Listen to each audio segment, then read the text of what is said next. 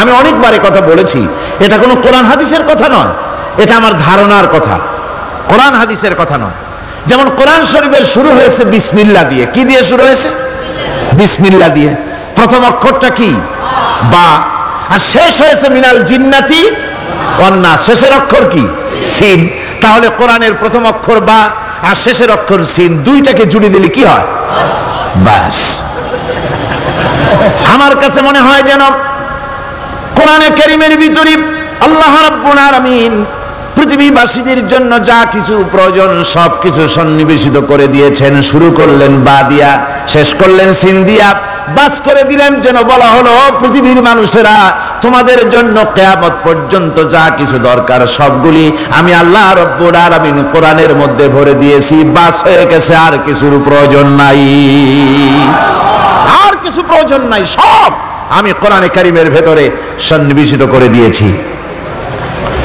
সুতরাং কোরআনে কারীমের এই বৈশিষ্ট্য যে অন্য ধর্মগ্রন্থের মতো কোরআন শরীফ নাম সর্বস্ব একটি ধর্মগ্রন্থ নয়, এর মধ্যে রয়েছে মানুষের প্রয়োজনীয় সবকিছু।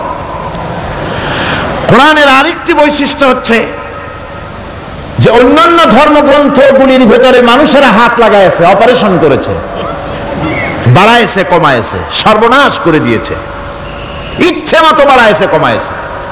কমাতে কমাতে কম্বলের লোম বাঁচতে যেমন কিছু থাকে না, নিজেরা নিজেদের কথা ভিতরে ঢুকাতে ঢুকাতে আজকের বাইবেল আল্লাহর কথা শূন্য হয়ে গিয়েছে।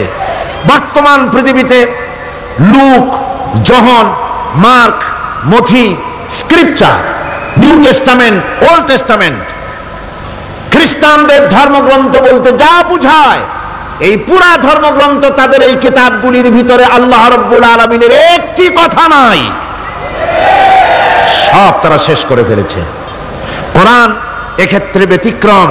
এ কোরআন একমাত্র কিতাব যা আজ পর্যন্ত অকৃত্রিম এবং অবিকৃত অবস্থায় বিশ্ব মানব সভ্যতার সামনে বিজয় গৌরব নিয়ে দেদীপ্যমান হয়ে আছে দ্বীপ্রহরের সূর্যের মতো, যার ভিতরে কোনো ভুল নাই, যার ভেতরে কোনো ত্রুটি নাই। কোরআনে কারীম তার আরেকটি বৈশিষ্ট্য হচ্ছে কোরআন একমাত্র গ্রন্থ যার ভাষা এবং সাহিত্য 1400 বছর ধরে এর ভিতরে কোনো কৃত্রিমতা ঘটেনি। আরবি ভাষা এবং সাহিত্যের সর্বোৎকৃষ্ট নমুনা হিসাবে কোরআন শরীফ টিকে আছে। পৃথিবীর কত ভাষা শেষ হয়ে গিয়েছে, কত ভাষা জন্মগ্রহণ করেছে আর মরে গেছে তার ঠিক নাই। ভাষার উন্নতি যত হচ্ছে, কোরআনে কারীম সমস্ত ভাষা এবং সাহিত্যের মানকে উতরে গিয়ে এমন এক জায়গায় কোরআনের ভাষা সাহিত্য পৌঁছে গেছে যাকে স্পর্শ করা পৃথিবীর কোনো ভাষার পক্ষে সম্ভব নয়। কোরআন এক জীবিত ভাষা, জীবন্ত ভাষা। কোরআন আরবি ভাষা। পৃথিবীর অন্তত 38টি দেশের রাষ্ট্রভাষা, স্টেট ল্যাঙ্গুয়েজ আরবি ভাষা। এই আরবি ভাষা আল্লাহ পাক এই কোরআন নাজিল করেছেন, এর মজা ফুরায় না, এর সাহিত্যের মান ফুরায় না। এটা হচ্ছে কোরআনে কারীমের আরেকটি বৈশিষ্ট্য। কোরআনে কারীমের অন্যান্য বৈশিষ্ট্যের ভেতরে আরেকটি বৈশিষ্ট্য হচ্ছে যে এ কোরআনে কারীম একমাত্র কিতাব যেই কিতাবের ভেতরে রয়েছে কোরআনের অনুসারী তাদের নাম এবং কোরআনের অনুসারী তাদের ধর্মের নাম গ্রন্থের ভেতরে আছে, যা অন্য কোনো কিতাবের মধ্যে নাই। সেটা হচ্ছে আমরা যে মুসলমান তা কোথায় পেলাম? আমরা যে মুসলমান এই পরিচিতি কোথায় পেলাম? হুয়া সাম্মাকুমুল মুসলিমিন। এই মুসলমান নাম আল্লাহ কোরআন শরীফে ব্যবহার করেছেন। তিনি আমাদের নাম দিয়েছেন, আমরা মুসলমান। আমরা কি মুসলমান? আমাদের নাম এই কিতাবের মধ্যে রয়েছে। আমাদের জীবন ব্যবস্থার নাম, ধর্মের নামও ইন্নাদ-দীনা ইনদাল্লাহিল ইসলাম। ইসলামের নাম, মুসলমানের নাম কোরআনে কারীমের মধ্যে রয়েছে, যা অন্য কোনো ধর্মগ্রন্থের মধ্যে নাই।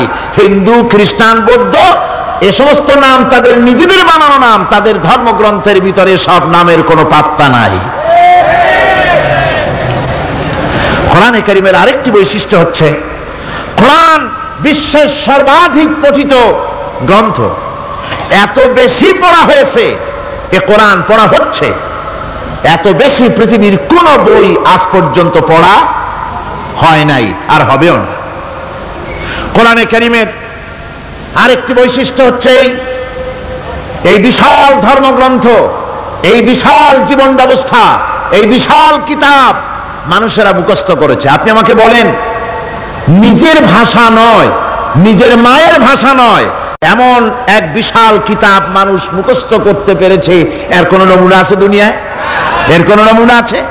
মাতৃভাষা নয়, অথচ পৃথিবীর ইংরেজ হোক, উর্দুভাষী হোক, ল্যাটিন হোক, তেলুগু হোক, দাস হোক, ফ্রান্স হোক, যে কোনো ভাষা, বাংলা ভাষা হোক, সমস্ত ভাষার লোকেরা কোরআনে কারীমকে মুখস্থ করতেছে। সুবহানাল্লাহ ওয়া বিহামদিহি।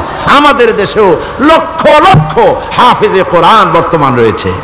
এটা হচ্ছে কোরআনে কারীমের আরেকটি বিরাট রকমের বৈশিষ্ট্য। কোরআনে কারীমের অফুরন্ত বৈশিষ্ট্যের ভেতরে এটাও একটি, কোরআন হচ্ছে একটি বিরাট মুজিজা। কোরআন একটি মুজিজা। কোরআন একটি কি? মুজিজা। দুনিয়ায় যত নবী আল্লাহ পাঠিয়েছেন, সমস্ত নবীদেরকে তিনটা জিনিস দিয়েছেন। কয়টা জিনিস কোন তো? তিনটা। ওয়াহি, হুসনে খুলক আর মুজিজা। একটা হচ্ছে ওহী, আরেকটা হচ্ছে উন্নত মানের চরিত্র, আরেকটা হচ্ছে কি? মুজিজা। এই মুজিজা সকল নবীকে দেওয়া হয়েছে।